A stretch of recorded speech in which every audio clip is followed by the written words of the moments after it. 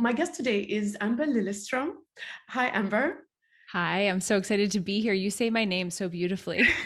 I've done a little practice run before we went live, and I'll just read out the bio so that you guys know who we have as a guest today. So Amber is a transformational branding strategist and business coach, author and speaker. She has been featured by Entrepreneur, Mentorbox, and Working Mother magazine, and is the host of the Amber Lilyestrom Show podcast. She is the creator of Ignite Your Soul Summit, an annual event in Portsmouth, and multiple life-changing online programs. And we are going to talk about the 6-step process to making your dreams come true, I understand, right?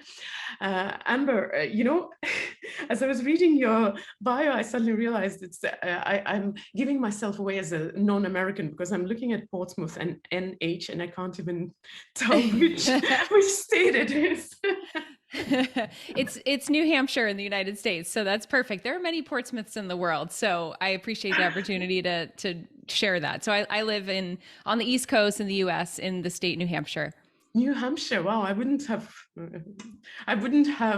come up with that spontaneously for sure. Thank you for educating me. So, coming to dreams. The way the topic that you gave is phrased so interestingly: anatomy of a dream and 6 phase and everything. I think we'll have to go into that Yeah. clinical approach to dreams. But I want to start with something which is probably closer to my heart, because I do believe that I'm generally a successful person, and you know how it is. It's like you're generally a successful person, so things work well for you. You're good in this area, that area, and that area. But then there is always this one splinter, this one thing.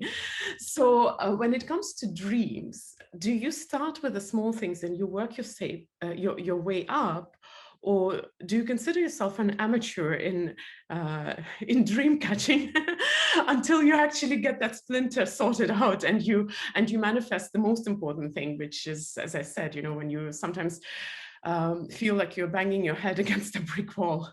I love this.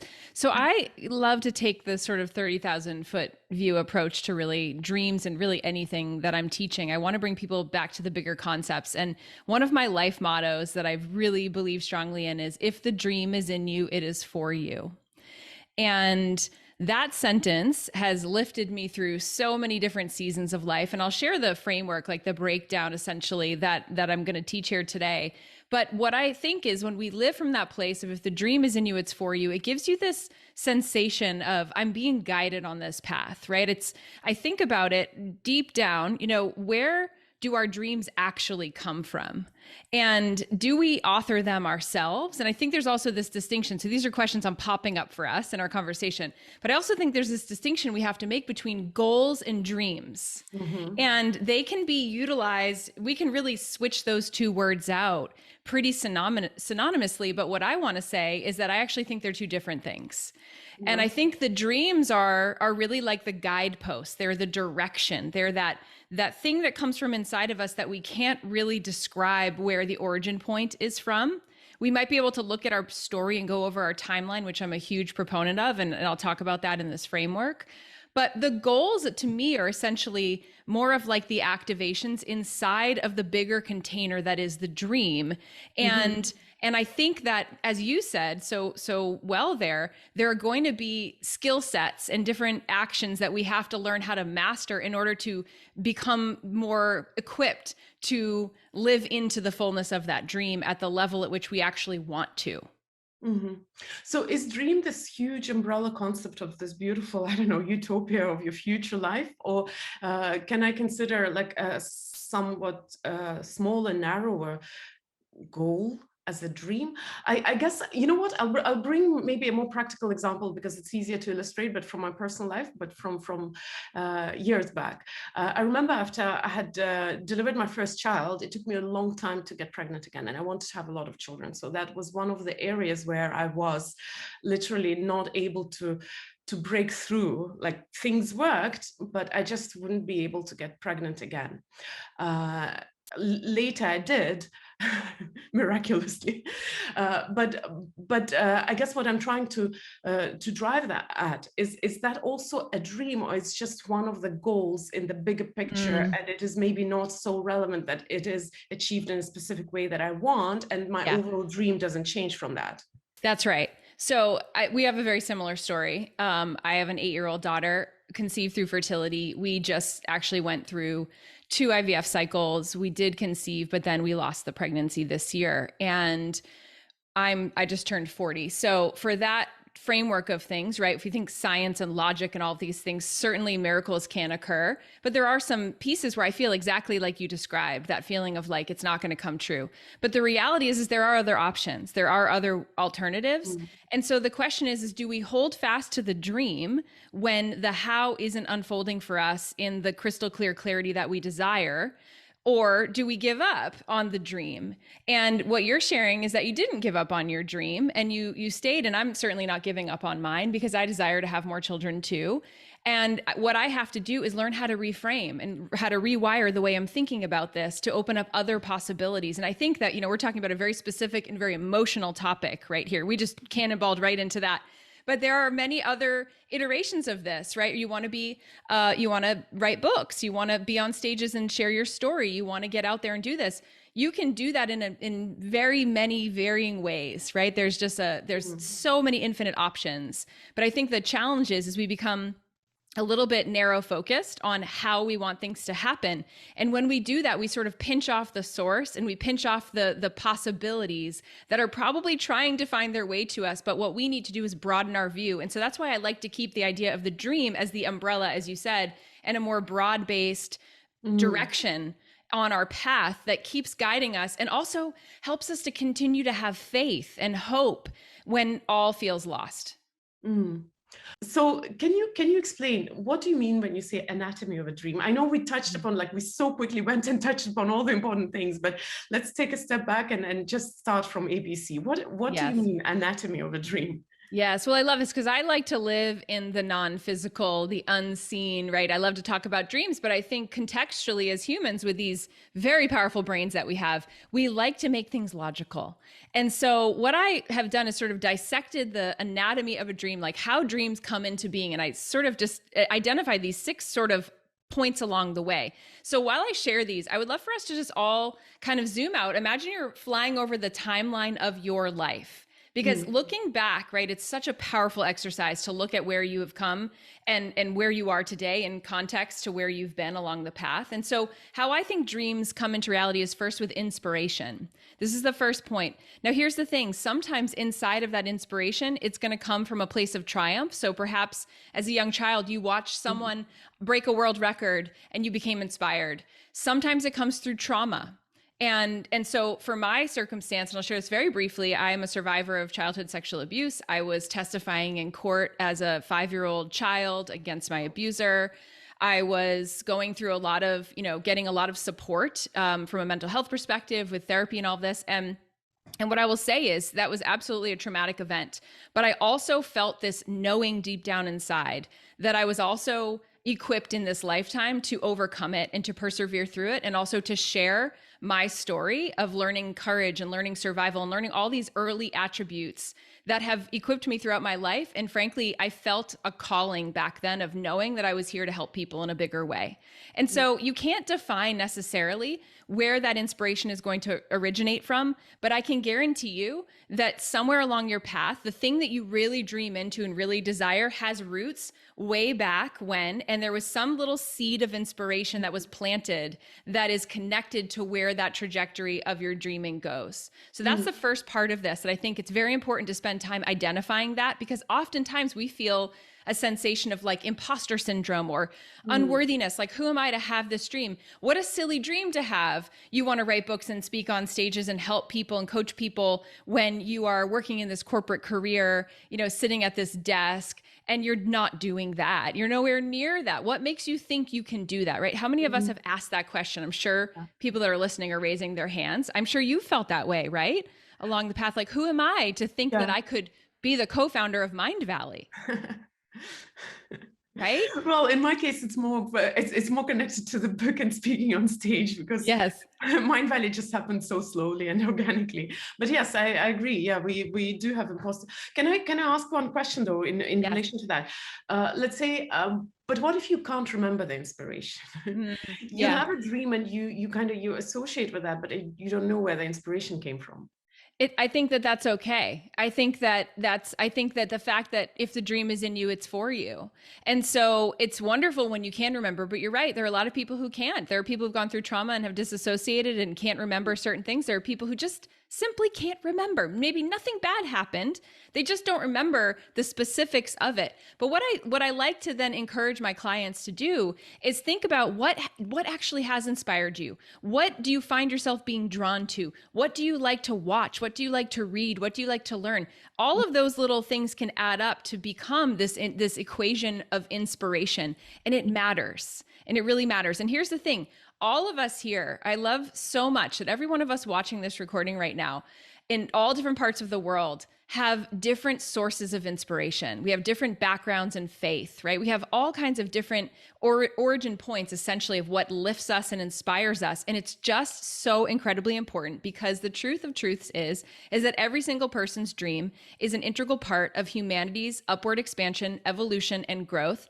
And we need you to take your dream seriously, whatever that dream happens to be. I'm very, very passionate about this. There is no such thing as a silly dream. But there are people who don't have dreams. What to do then? Yeah. Well, I would say that, part of being human, I mean, the word dream, talking about dreams, it's actually in the Bible, right? So it's like the idea of dream has been with us for a very, very, very long time. I think that it also is a bit of a charged word, where we feel at times like, well, my dream is kind of silly and it's not exciting like my best friend's dream. So it's not actually a dream. It's just like a thing I want to do. And so we sort of diminish it because it doesn't look like the highlight reel that we see on TV or that we see on our Instagram, scroll experience. Or we don't think it's serious enough. We don't take it seriously enough. Yes, yeah. yes. It's like all of these things. And then, of course, when you're looking in the rear view, you can look at the sort of conditioning that you were raised with. So I think about my husband, and the topic of dreams wasn't really discussed in his home growing up. It wasn't like, what's your dream, honey? Nobody was asking that question. Now, when I ask him that, he says, well, I guess I had dreams, but he's not identifying it in the same way. He's saying, I wanted to have a career and I thought I wanted to have a family and all this. And really, at the end of the day, we're talking about the same thing. We're just calling it something different. Mm-hmm. Yeah. So if we go back to the anatomy, the 16. Yeah. So what comes next, right? So we have the inspiration piece. The next piece is the invitation. And this is where you are given an invitation like over and over and over and over again, right? We all have invitations. And of course, we're the only ones that can identify what that actually is, right? But these opportunities are presenting themselves to us to say, I'm going to go to that event and I'm going to sit in the audience and I'm going to listen to that speaker and I'm going to take notes about what I learn and what I observe. Or someone is asking me to come and help out with this. Like it's again, what we're talking about is not measurable, nor is it tangible. And so it's fun to kind of play with this idea of like the logical anatomy of a dream, but also all of the wonder and the miraculous that comes with the idea of dreaming. It's frankly the greatest part of being human besides love. Like love and dreams are the greatest thing about life, frankly, to me. That's really what I believe. So we have the invitation. The next phase is the initiation. Okay, so we get initiated up and into the dream itself, but oftentimes it doesn't feel like that. So you can probably look back on your path and realize, oh yeah, when I was in that corporate job, I volunteered for that thing and ended up speaking on stage, and I started learning how to write. Right? I was being initiated into building the skill set that ultimately was going to prepare me for what that dream needed me to be able to do however many years down the path. Right? So you see, we're kind of weaving through this timeline together. And I want everyone just to please think of your own personal path. The next is, of course, the interruption. So this is the test, right? Because every dream has an interruption, and if not one, many, many more. So here's the interruption, right? We didn't conceive, like I'm still in the dream. I don't have the end of this story yet, right? But we did conceive, but then we lost the pregnancy. And I can speak about, I just want to say this here, it feels important. This is a very emotional topic. I have done an enormous amount of work and have had an enormous amount of support to be able to emotionally process this and speak about it like this. So I just want to acknowledge for those that have had their own version of this experience that it is a tender thing and it takes time for you to do the healing in the way you need to do it. And I don't think at the end of the day, and you could probably relate to this, you ever like completely get over it. I think it's part of, it's a challenging topic. You know, it's interesting because just recently I remembered that time of my life, for whatever reason, it just came to me like a few days ago. And I was thinking that it's so strange because I had this similar experiences and I couldn't conceive for a long time. Then it happened and I was so happy about that. And then I lost the pregnancy and I didn't even lose it very nicely. And then, of course, that was a huge disappointment because at that point, you don't know, is it happening again? But as I was remembering it, I actually couldn't remember being very devastated for whatever reason. And I was sitting and being so puzzled as to why did I take it so easy? Because if I think about it right now, it just seems like such the end of the world kind of experience. But yeah, maybe it's just the benefit of, you know, the time between what happens to you and now, and you just kind of forget the pain and only keep the good stuff. I don't know. I mean, the human mind is an incredible thing. And when it is, you know, the connection to the human heart is inexplicably beautiful. And I think we all heal in our own time. And I also think, you know, as a mother with an 8-year-old now, you know, as you know, right, we go through these evolutions of revisiting seasons of our life as our children are growing alongside us. And it's just, you know, I would never even try to pretend to explain how any of that goes down.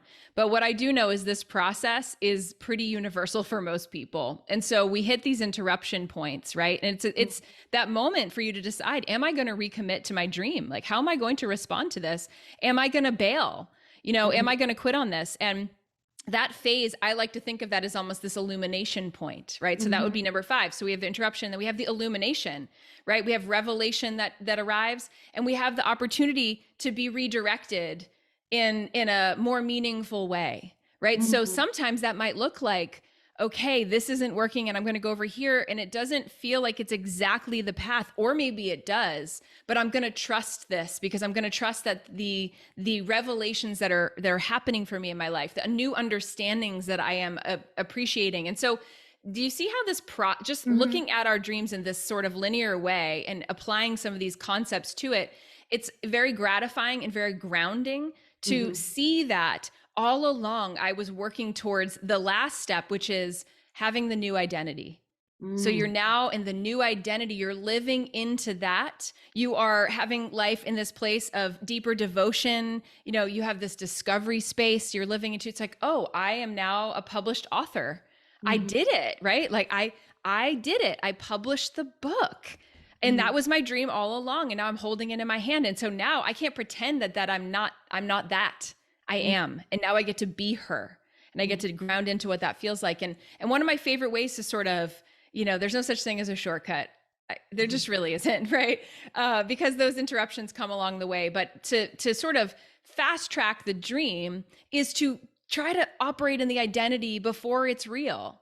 Right. So I remember when I was manifesting and trying to call into being our dream house that we live in now on this water, this lake that we live on. And I remember I would think to myself what it would feel like to dive in the water and feel the water molecules on my skin. I would just have such a sensory deep experience. And there was so much enjoyment in that process. I would take the route when I was driving to go by this road, knowing that the road that I would be one day running on or pushing a stroller on, I would just imagine it. And of course, to the normal average person, I might have seemed like a crazy person doing those things, but it brought me this high level of enjoyment. I was living into the identity before it was my actual lived reality. And who knows, I can't do any math on that, but I do truly believe that it helped to create that reality sooner because I was already ready to own that identity by the time in which we were having that physical experience occur.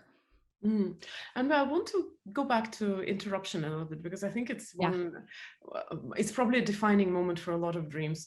So I like to bring a slightly different analogy from business world, and you work with business people, so it should be also easy for you. Sometimes achieving your dreams takes longer than you expect. Yes. Well, with kids, it's simple in the sense you know exactly how long it takes. But with business and with this kind of kids, or with books, even with writing a book, it sometimes just takes so much longer. And I remember I had my business had gone through a very complicated time, and I felt like I was in this deep dark tunnel. It's my favorite analogy, when you're in a deep dark tunnel Yes. and you still don't see the light on the other side, and you keep going. And why I like this analogy is because there was this meme about the miners on the internet, where one miner is turning back right before he hits the diamonds, and the other one keeps pushing. And the logical conclusion, of course, is why did they turn back? You have to persevere. But when you are yourself personally in that deep dark tunnel, you're not always sure if you're being a pig-headed idiot or you're being persistent. Yes. So how do you make the difference between these two things? Because you can also waste your whole life trying to Yeah. achieve something which maybe isn't yours. Yeah. I think trying to do it by yourself perpetuates that duration of time where you are in that space of maybe beating your head against the wall. And so I'm a huge proponent of bringing in guides, whatever that might look like for you, having, whether it's a coach or having a therapist, just someone or just a dear friend that's a trusted place to bounce things off of. I don't think we were meant to do this thing alone. I think we're way better together than we are apart.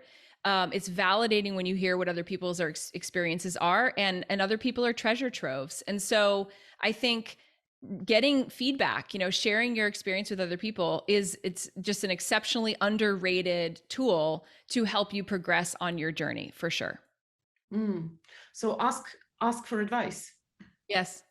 Ask advice, and ask of a guide that perhaps has been where you want to go in some iteration, right? I think asking a trusted guide, so if it is that book piece, or maybe it's you're going through a divorce, and talking to somebody who can actually have advice around that because they've lived through that type of experience, right? So find a guide that is actually qualified to support you in moving through whatever dark deep tunnel you are in. Cool. Okay, well, I'll move across a few steps. Actually, one side question: why do they all start with an I? Is there a reason for that? I don't know. It just was happening. It just was happening that way, and it just made sense, and it's easier to remember it that way too. Yeah, that's so true. Yeah. So the question about identity. So sometimes you reach the dream, but it's not exactly the dream castle. It may be a little hut or a cottage in the forest. Yeah. What do you do then when your dream is not what you thought it was? Yeah. Does I that mean mean, you haven't reached it yet? that's a really good question. It's such an individual question, but here's the thing, right? We evolve, we grow, we shift, we change. There's no way to predict what seasons life is going to bring our way. And frankly, I don't know, would it be exciting? Would life be as exciting if we knew everything? Like if you knew exactly what day you were going to die, would that be No. the worst possible thing in the world? I think so. That would be terrible. I don't want to know that. I don't want to know that. I want to just be able to live into the mystery. And so I think the question is can you, that's one of my favorite sayings, this idea of living into the mystery. Can you play with that? Can you look at it and go, well, golly, this is not exactly how I imagined this thing to go. And how can I pivot? Because what I think lives inside of a dream is not necessarily just the physical, like as humans, we want the tangible, right? We're like, I want the thing so badly. I want my hands on the steering wheel. But the ultimate is this. You want what you want because you believe it is going to make you feel good. You think it's going to make you happy. It's going to bring you joy if you have that $5 million in the bank, or that best-selling book title, or whatever that happens to be. And so the question becomes, can you discern between that as you're on this journey when you get sort of spit out into this dream life? I don't think we're ever 100% fully satisfied. I just don't think we are. I don't think that can happen.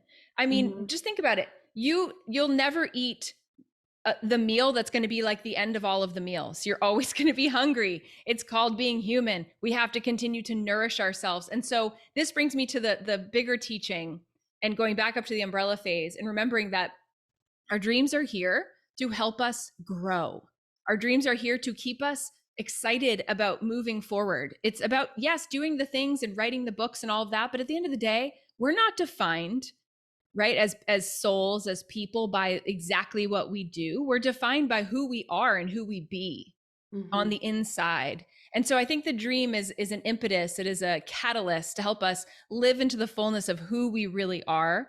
And I think when you have those moments and you're sitting there in the cottage in the woods and you're thinking, this was supposed to be a castle, you can reflect on some beautiful learning and expansion. And what you might find is, oh, I never really wanted the castle after all. I just thought I had to have a castle in order to matter. At the end of the day, truly, I think if we think about it, what is at the origin point of our dreams? Love, recognition, feeling like we matter, right? Like having connection in deeper ways. I think most dreams are about that. And so if we can really see that sort of underbelly of what our dreams are actually about, it can become a much more enriching process. I also want to get a little bit deeper with the identity idea, because I understand what identity means in your algorithm, that at the end, when you reach your dream, your identity changes, but there is an identity attached to the journey towards the dream as well, to some degree. And True. One identity is not the pleasant one. Let's say if you keep hitting the little shack in the woods rather than the castle, okay, cottage might be a good comparison. Or if you're not reaching your dreams, or if you're not reaching them the same way, there is this identity of, I'm a failure, I'm not good enough. How do you not attach your identity to actually succeeding, or maybe not so succeeding with your dreams? Sorry, I got so distracted by the beautiful dog at the back. That's Nika. Hi, sweetie. Yeah, how do you not get attached to the more negatively oriented identity? Or not even that, sometimes like, I'm a good girl, I'm a perfectionist, I'm a straight A student. How is it that I'm so, you're attached to another identity, which kind of means that you should succeed in business, let's say, or write a best-selling book, and it's not, for example, a best-selling book. How come in school I always got all the straight A's? Why am I a failure now? Where your identity actually maybe is in the way of you moving in some other direction. Yeah. Yeah. I mean, I think a really powerful exercise is to sit down and ask ourselves, like, what identity do I want to inhabit? What is my dream inviting me into? And a word on failure, it gets thrown around, to me, failure, and you've heard this before, is just feedback. It's just information. And we self-define the level of satisfaction or dissatisfaction that comes with our results. At the end of the day, especially as entrepreneurs, to one person, your $20,000 launch, or your first client sale, or your $1 million launch will have a different orientation and definition to different people. Yeah. And so I think this is about really coming home to you and sitting down and saying, okay, what identity do I really want to live into? Now, if that is a best-selling author and you didn't get that on that book that you put out there, you can then look at the data and say, well, why did that not happen? Is it because I'm a loser? Probably not. That's a very subjective opinion. And of course, you might say that about yourself, but it's not helpful. So these are the places where we get to have self-mastery / self-discipline to say, you know what? I'm not going to call myself that anymore, because I wouldn't say that to anybody else. I'm just doing it to myself, and that's not going to uplift me and help me on my path. So let me look at the actual relevant data points here. Let me look at the ways that I launched it and how I might have done that better. Let me look at the relationships that I could have maybe fostered beforehand. Maybe the questions I could have asked, but I was too afraid to ask, of my peers and my colleagues to help me actually share my book. So I think that there's always opportunity for growth there. And I think that having your own relationship with what is the identity I want to live into and why, and doing some introspective work there can be exceptionally powerful. Cool. We do have 7 questions. I will not attempt to bring you on today because I'm not sure if I can manage that technically. I don't know how it works actually. So a question from Carlito. Can be a dream too big? Yeah. I mean, great question, Carlito. And I guess, I'll just direct you to some of the folks that we know the names of, right? Oprah.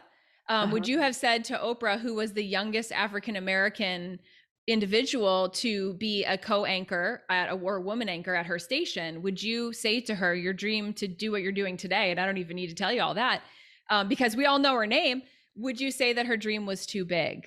And so I think that's a fun question, and I'm answering playfully to say, I don't know. I mean, go for it. Why not? Why not? Because here's the thing, where you set that trajectory is the arc of transformation that you will then embark upon. And so even if you set a dream that's this crazy, seemingly crazy thing way out here, what could possibly happen if you drive in the direction of that? So I don't think a dream can be too big. I have my own story connected to that. When I was born in Soviet Union, it was a long time ago. So it was a different planet. And I remember when I was a kid, I would always say, I want to be a diplomat. I do not know why. I don't even know where this dream came from. And my friends would say, that's a crazy dream. Like, how can you become a diplomat? I said, but somebody dreams about that. Somebody sets that as a goal. Otherwise, how do you get those people? So somehow as a child, I never questioned if it was too big, but I think with age comes caution and fear. Yeah. And then you start asking, who am I? And imposter syndrome. If we have a time, we'll talk about imposter syndrome, because Sure. I think that you have something to say. But there are other questions. So question from Marta, actually, I lost one question. There was a question from Manasi, Mindful Manasi. Sometimes I see dreams like a flash and things that aren't known, seen before. But as per the clue in my dreams, when I look for them, I find them exact there. Is this miracle, or what exactly could it be? I'm not sure if I understand the question very Yeah. direct.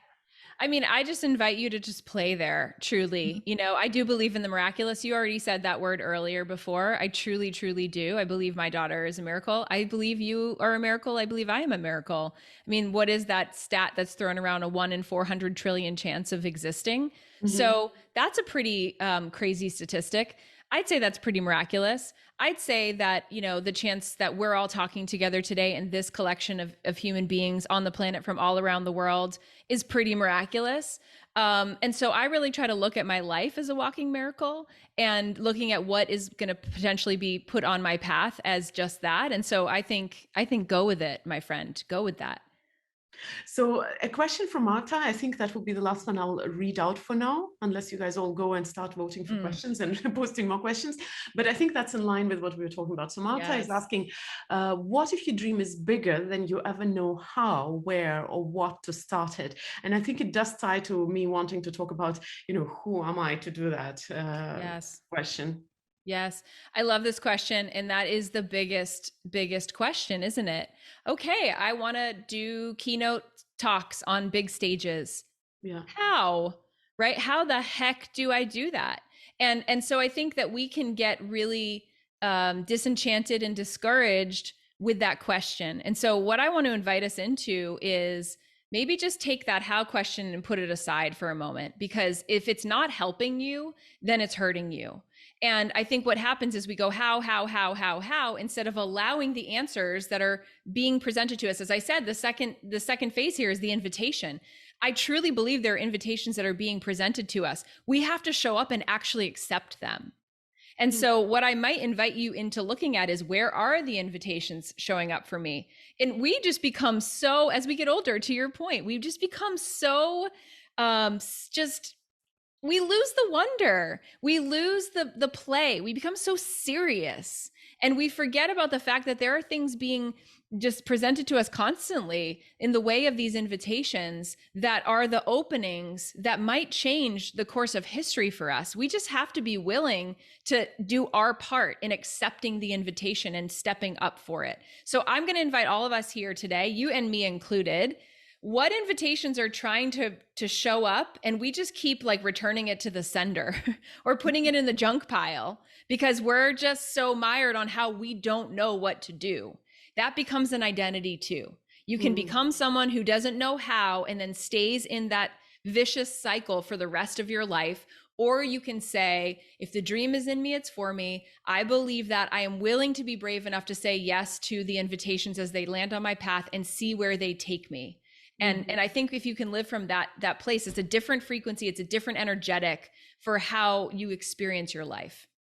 So I'll ask a slightly dumb question. How do you recognize an invitation for an invitation? Because there are, well, I have experiences on both sides. On one side, I might see like, oh my God, it looks like an opening and an opportunity. But on the other side, sometimes, you know, people come and say like, oh, I had this dream about you. I think it's a sign. And you're like, no, that's not a sign. Go away. So, sorry for a slightly obnoxious example, but I hope you understand what I mean. You know, I do. Just because you run across someone who could help you, it doesn't necessarily mean it's an invitation, although it might. And how do you know if it's invitation or a wishful thinking? Yeah, I mean, that I love that question, and I think it can go in a million different ways, right? I do believe that we are, you know, we're not just minds. And we are also bodies with hearts and with intuition and instinct and all of these kinds of things. And I think that there might be places along the way, right? We have this ability to learn as we grow. And I think there can be times along the way where you're like, this is it, right? And you go for it and then you send it out and then you're like, crickets. Okay. Maybe that wasn't it. Maybe that wasn't the invitation. Like I thought it was the invitation, but they didn't think it was the invitation. So, okay. Like you do a little bit of a moonwalk, you reconcile that. But again, you file that experience into your little file folder of, I learned this around this. And again, I can't give you a concrete answer on this other than to say, you know, it's about your attunement. It's about your what guides me through this is just knowing, like I know, there have been a lot of different things that have come into fruition along my path. And I learned my own personal process. Here's the thing that's important. We all have a different personal process to this. And I know that it's like really attractive to say, this is the one method and you should just do it this way. But you and I both know that's not true. It's why all of these folks who are thought leaders and teachers exist, because there are infinite ways for us to accomplish any goal or dream that we want to accomplish. This is about remembering that this is your path and this is your journey. And you are not here by accident, and that there is something in you that is important for you to contribute to the world. And you've got to stay on it, and you've got to keep walking the path, and you've got to convene with people like us in this room of incredible folks who are here today to see that you're not crazy and to see where those invitations and pieces might be coming up for you. So again, not a concrete answer, but just some encouragement to continue to check the mailbox, because you just never know what's going to land in there. I do not know if that's the question in the right direction, but in addition to that, what I'm wondering about, so in my personal experience, I do trust my intuition until it becomes super important. So in all the little things, it's okay. But when it is incredibly important, I start doubting and second guessing. What do you do if your dream is so important to you that your intuition starts striking, and on top of that, your logic also kind of ends up in the dead end because it's just too important? What do you do? I mean, I think that both are equally important. That might be an unpopular response, but I really think that both are important. I posted something yesterday on Instagram and it said, the mind clears the purchase, the heart hits the button. Yes, I saw that. And I really think that's true. And if I look at it, the places in my life where I've gone 100% logic, there's some things I look back on and I just cringe because it was not the right choice. And my intuition wasn't ready to make the decision yet, but I rushed it because I was so scared. And so what I invite myself to do, and my husband too, because we both operate in this way, and we've both made mistakes and things where we made decisions and then we're like, why did we do that? We were rushing. And it's like, whose timeline were we on? We should have just given it a beat.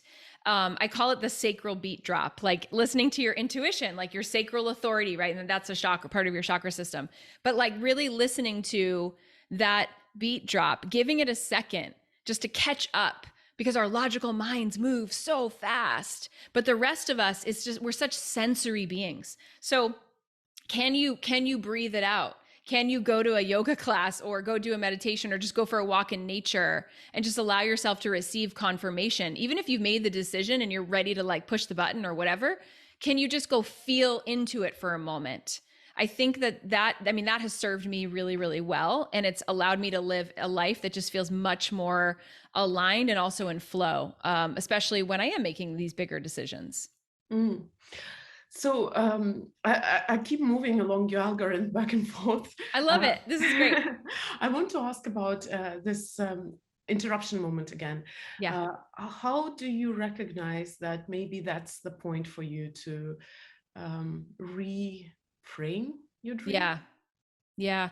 I'll share my own personal experience here because it's the most credible, if you will. So, with our fertility journey, going back to that, I had a near-death experience when my daughter was born. And I think intuitively for a lot of years, I have felt a little bit afraid of going through pregnancy again. If I'm really honest, like subconsciously, I feel like there's a part of me that's like, don't do it. Like I really want to continue to be here for the child that you have. And I make light of it now. It's obviously it was very intense. All these things were intense, but I mean, I can't stay in the intensity. I have to move to the lightness of it, because the truth is I'm here and I'm healthy and I'm vital and I have a healthy daughter, and I'm so grateful for all of these things, right? Like I really moved to that place of gratitude.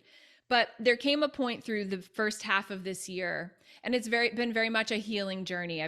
In terms of my physicality, my body coming back to balance again, my hormones coming back to balance, like feeling good in my body after all of the chaos that ensued.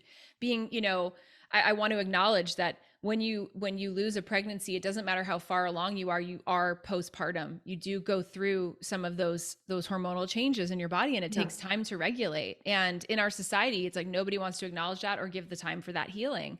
Not even us, especially us entrepreneurial folks who are like, I got to keep going, right? And I think what I've really come to is, yes, we are meant to grow our family, but we're meant to do it differently. And that redirection for me has honestly felt like peace in this physical body, because my body feels known, acknowledged, safe, supported. I feel like I'm healing and I'm actually getting healthier than I've really been in a very, very, very long time. I feel more vibrant. I feel more vital, because I'm not doing this thing, Kristina, where I'm saying, all the pressure of being someone who's dealing with infertility every month, like all of this pressure and judgment and pain. So I think like you have to look at your own personal equation. And I think that redirection, what it can feel like is just an exhale, like a weight is lifting. Like when I left my corporate career to launch my business, I redirected myself and I chose a different path. And I walked away from, the name on the door and the salary and the benefits and all that I had built over the decade of that career. And it was definitely starting from ground zero with my own company and my own business. But I felt this lightness about it because I was being redirected into this next season and chapter of my life. And I had total creative freedom and all of my time available to me. I was also doing the nap time hustle with my daughter as a baby, but I just felt this lightness, right? Of like how I was going to get to live into this new redirection that actually was putting me on the path to my dream still, even though it looked different than the way I thought it was supposed to go. I can recognize this feeling of lightness because I remember I had a business partner with whom I couldn't part ways for 3 years. And it was such a terrifying moment. But the funny thing was that after I had finally taken the courage to separate, the next morning, I felt so light that there was not a shadow of a doubt that it was the right decision and redirection. But sometimes that's not the case. Yep. And you have to redirect yourself because the circumstances push you to do that.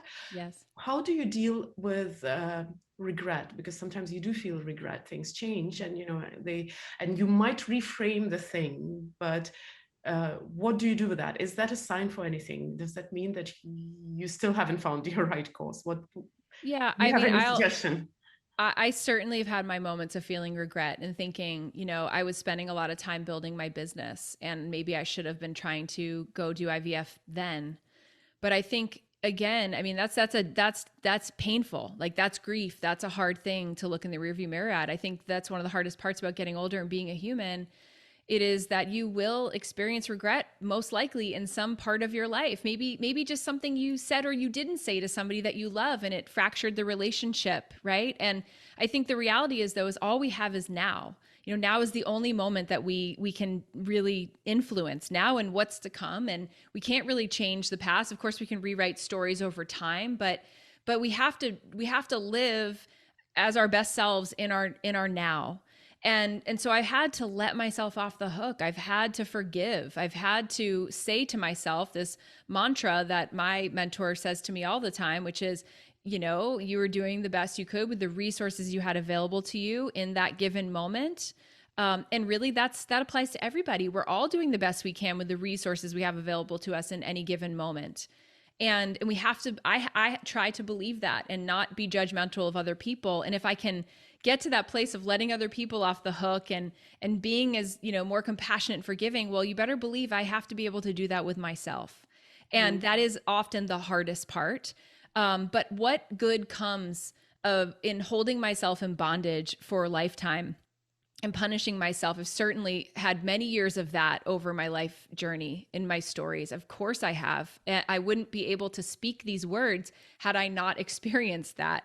And so I think that piece, I want to encourage us all here today to, you know, find the most compassionate pathway with ourselves. And it's not to try to justify or any of that, but it's just to acknowledge, you know, like you are human, you are going to make mistakes along the way. How you respond to that, how you respond to your heartbreak, how you respond to disappointment is what truly defines you. So I know there are some new questions and I'll look at them in a jiffy, but I want to ask a question which is a little bit maybe loosely connected to the topic today. I know that you do work a lot with people, with businesses and with brands. And for a lot of people, their dream is related to their brand and their business. So I think that's the loose connection to the topic today. And you have this interesting idea that, you know, when you brand yourself properly, that you come home. Can you explain that? Because I was so intrigued by that, and I was trying to understand what meaning is in that. Like, you come home through what you do in work, or yeah. I mean, so I think that just branding, like the practice, the idea of a brand, right? And I'm not talking about what your logo is or your fonts. I'm talking about the energetic, the essence of what you feel when you engage with a brand like Mindvalley, right? Or with either of us as personal brands, right? And ultimately, I think it's our greatest opportunity to be who we really are. And it takes courage to do that. I think that's the little asterisk. It takes courage to show up fully. Right. So I'm a business coach. I'm also a poet, right? I'm a motivational speaker. I'm a mom who's experiencing fertility challenges.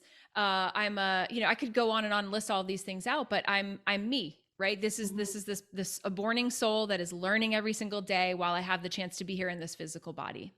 And so what I think is that the work that we are then called to do, our craft, our whatever our profession, it's an opportunity to expand. It's an opportunity to share of ourselves. It's our opportunity to love. It's our opportunity to learn more about who we really are. And so I truly believe that our work can be this invitation to come home to the truth of who we are. And for most of us, we've lived a lot of our lives feeling like it wasn't okay to be us. I had to fit myself into some sort of box. I had to turn down the volume on me. And I believe that when you build a business that is really aligned with what your soul's calling, your heart is about, you can step into that fullness and you can feel at home within yourself in a way perhaps that you never have before. I can feel that this is the topic I would like to talk about longer, but unfortunately I picked it up at the very end of our interview. So if you guys think that, can I call it spontaneously something like authentic brand or real you as a brand, then just let me know. Maybe we can plan something in the future. So there is a question from Rania which got 5 likes. So I assume it's Oh, great. it's a popular question, and we still have a few minutes to maybe answer it. What if you're still figuring out what your dreams are? How do we know if we are on the right path? And I actually second that question, because in our industry, people generally have some inclination, but in real life, overall, majority of people who have already settled into a routine of work, family, and the everyday rut, they actually don't seem to have dreams anymore beyond like getting another toy or having a holiday somewhere. Yeah. I love this question. So thank you for that. My instinct is to say, to how do you know if you're on the right path, is how do you feel? And I will tell you this, that some people dreamt of the career, of the family, of the home, of the 2 nice cars in the driveway, and they just they arrived. That was the dream. And so the question becomes, like, how do we create a culture of encouraging each other, our family members, our children, to keep on dreaming in life? Like, how do we encourage? Because the reality is some of those folks who are pulling up in the driveway and the sun's going down and they're like, okay, dinner time, bedtime, bath time, watch the TV show, go back to sleep, get up, do it all over again. If you ask them, what was your dream? Like way back, can you remember a time in your life where you had a dream about something that was exciting to you? And chances are they got lost along the way in that 3-letter word, how. They didn't know how. They got impatient. It felt too hard. It didn't feel practical. And so they just stopped. But I guarantee you, if you invite that question into the room again, and you allow that question to play, and you allow people to feel excited about dreaming, because I don't think most people do. I think it seems like a crazy topic, right? The sun here. I think that for a lot of folks, it's just an invitation for heartbreak. And so I think the pathway through that is to identify for you, why did you stop dreaming? What happened there? Can you heal that? Can you reconcile that? Can you let it go? Can you let that little bird fly? And can you go back on the path again to finding wonderment and finding joy? And I guess that question comes back to, like, how do you feel? How does it feel when you wake up in your world? If it doesn't feel good, that's a great invitation to say, I'm gonna start opening myself up. I'm gonna start looking at my life differently. I'm gonna start so it's like, what would be crazy? Here's one more question I'm gonna give everybody. Here's a journaler for you. What would feel completely crazy to dream into next? Like, what would be a crazy idea? What feels totally outlandish, right? What do you have the audacity to put on that page? That has a clue in it. There's everybody's gonna, and if you guys want to share it, feel free, but we're all gonna have a different answer to that question. And so that to me is an inroad in a doorway. I really like this idea that, we get lost in the how, because that's definitely the case in many situations. And I, by the way, can relate to that little dream of just having a routine, because when they were saying that the numbers are really bad in Estonia and that may impose another lockdown, I was like, yeah, I'll get to have a break. So I kind of relate to that too a little bit. So I'm maybe you have noticed that I'm actually using the time a little bit to my advantage, because everybody's on holiday. Mission is traveling. Bianca is on holiday, so I assume that the stage is not going to be occupied. I'm using up every single minute of this interview. Usually, I would have to actually say goodbye by now, but. I want to ask Amber, if people want to work with you or go deeper with what you're doing and what you're teaching, how could they find you? I know Masha has just shared a whole bunch of links, but maybe you can say in your own words. And while you're answering, I want to ask the participants to share your love with my wonderful guests in the chat. And those who are going to watch it in recording, you can share it, love, under the video. So yes, how do we get to know you more? Thank you, Marcia, for putting up the links there. So I'm over at amberlilyestrom.com. That's where my website is. And you can check out our different programs. I do coaching. I have a mastermind. I have all kinds of different containers and ways to dive in with you and help you answer some of these questions personally for your work in the world, for what you're wanting to birth next. You don't have to have a business to work with me. I'm taking people from 0 to 60 pretty fast, because it's really fun for me to help people build their dreams and to live into them. And I'll just say this last thing. I feel indebted in many ways to the little girl that I was. I feel I look back at what my childhood looked like, and was very blessed to have amazing parents who fought for me and supported me. But I also watched my parents struggle. I watched the way that they had to live life back in the 80s, right, when the internet didn't exist. And I watched that, and I thought about all the ways that little me just wanted to be acknowledged, wanted to be known, wanted to be loved, like really wanted my parents to be present. And so I'm really here to help not only the former inner children of us, but also like the children that we have, to have different versions of their parents, to have parents who are really happy and on purpose and living into their joy and living abundantly and thinking abundantly. And like really, I think we can change the course of history by taking radical personal responsibility for what it is we want to live here and now. And so that's really what my work is about. And I'm not just going to sit here and spout all this mindset stuff. I'm actually going to teach you how to do it.